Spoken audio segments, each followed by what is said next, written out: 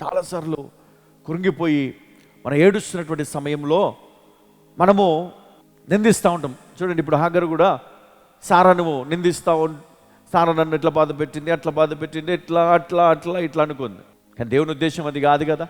దేవుడు అక్కడే ఉండమన్నాడు. మనం ఉన్నందుకు దేవుడు ఆమె కుమారునికి, అంటే దేవుడు అబ్రహాముకి ఇచ్చిన వాగ్దానము, అదేవిధంగా హాగరుకు ఇదిగో ఈ సత్యాన్ని తెలియజేశాడు, ఇదిగో నీ కుమారుని కూడా గొప్ప జనముగా నేను చేస్తాను.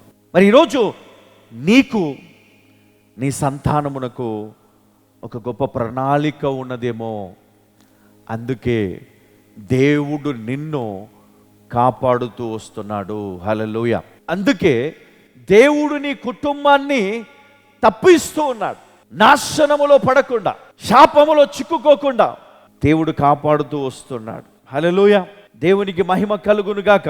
కొండపైన అబ్రహాము ఇస్సాకును వధించాలి, బలివ్వాలి.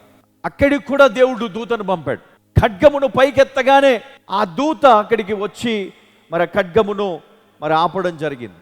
అంటే దేవుని ఉద్దేశం ఏంటి? ఆ కుమారుని చంపడం కాదు. అందుకనే ఈరోజు నీ జీవితంలో ఉన్నటువంటి ఏ సమస్య అయినా సరే దేవుడు ఆ సమస్య నుండి నిన్ను బయటికి తీసుకొని వస్తాడు. నీ కంటికి కనపడుతుంది. ఎట్లా కనపడుతుంది అదంటే అది నిన్ను చంపేస్తుంది. అయిపోయింది ఇంకా నీ పని.